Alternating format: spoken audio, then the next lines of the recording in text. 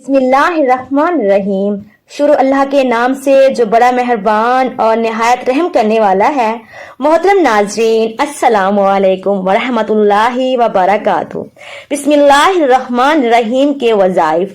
جب نبی پاک صلی اللہ علیہ وآلہ وسلم کوئی بھی کام کرتے تو اس کی ابتدا اللہ تعالیٰ کے بابرکت نام سے فرماتے۔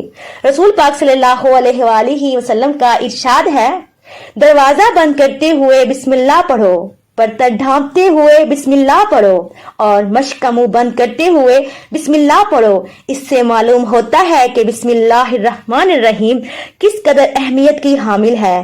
مالی پریشانی سے بچنے کے لیے نماز کے بعد سورہ فاتحہ بسم اللہ الرحمن الرحیم سمیت 21 مرتبہ پڑھ لیا کریں تو آپ کبھی بھی مالی پریشانی سے دوچار نہیں ہوں گے۔